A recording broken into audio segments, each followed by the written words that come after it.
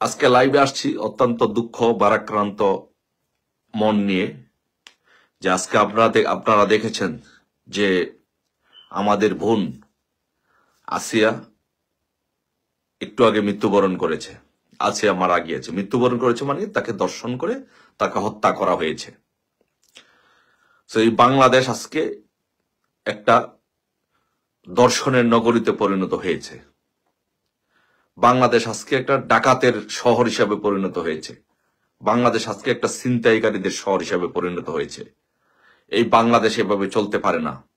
তাই আজকে আমি বাংলাদেশের সকল জনগণকে বলবো, বাংলাদেশের ছাত্র জনতা, শিক্ষক, বুদ্ধিজীবী, কবি, লেখক, সাহিত্যিক, কৃষক, শ্রমিক সহ সকল ব্যবসায়ী সমাজ সহ সকল শ্রেণী পেশার মানুষকে বলবো, আজকে আসিয়াকে এইভাবে নির্মম ভাবে দর্শন করে হত্যা করা হয়েছে। কালকে কিন্তু আপনার পরিবারের দিকে সেই আঘাতটি আসতে পারে। কালকে কিন্তু আপনার পরিবার সেই ভিকটিম হতে পারে, আমার পরিবার ভিকটিম হতে পারে।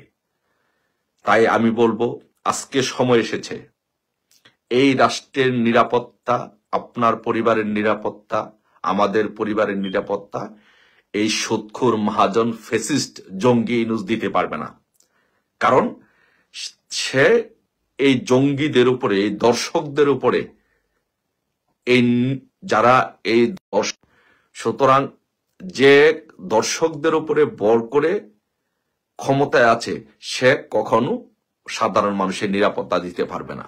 কারণ কেন নিরাপত্তা দিতে পারবে না আপনারা দেখেন, যে আজকে সে এই ইউনূস মেটিকুলাসলি ডিজাইন করে যে সব জঙ্গিরা, দর্শকরা, খুনিরা, চোর ডাকাতরা জেলে ছিল, তাদের সাথে চুক্তি করে তাদেরকে দিয়ে আন্দোলন করে বাংলাদেশে ধ্বংসাত্মক পরিস্থিতি সৃষ্টি করে শেখ হাসিনা সরকারকে বিদায় করেছে।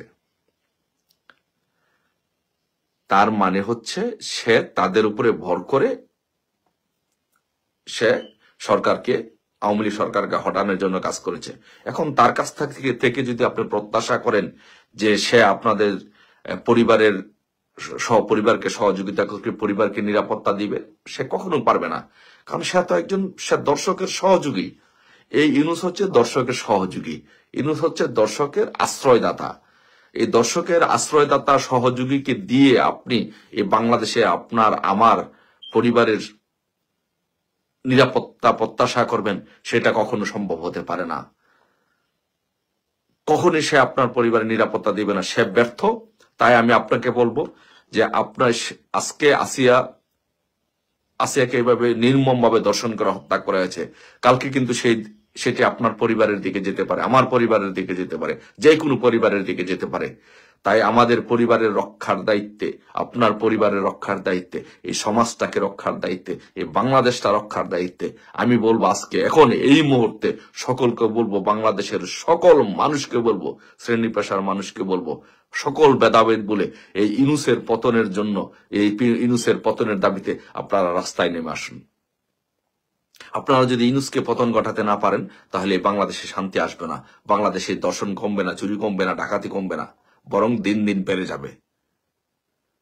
আর এখন ঘরে বসে থাকার সময় নাই। দর্শকদের সর্বোচ্চ শাস্তি চাই, ইউনূসের বিচার চাই, ইউনূসের পদত্যাগ চাই। সকলে আজকে রাস্তায় নেমে আসুন, রাজপথে নেমে আসুন, আন্দোলন করুন। 1 মিনিটও আর ঘরে বসে থাকার কোনো সময় নেই। আসুন সকলে ঐক্যবদ্ধভাবে আন্দোলন করে এই দর্শকের সহযোগী, এই দর্শকের আশ্রয়দাতা, প্রশ্রয়দাতা ইউনূসের পদত্যাগ নিশ্চিত করে আমরা সকলে ঘরে ফিরে যাই। আর নয়তো আপনাদের কেউ রক্ষা পাবেন না, আমাদের পরিবারের কেউ রক্ষা পাবে না। দেয়ালে পিঠ ঠেকে গেছে, আপনাকে রাস্তায় নামতেই হবে। আসুন সকল ঐক্যবদ্ধভাবে আমাদের মা বোনদের ইজ্জত রক্ষা করি, এই সমাজটাকে রক্ষা করি।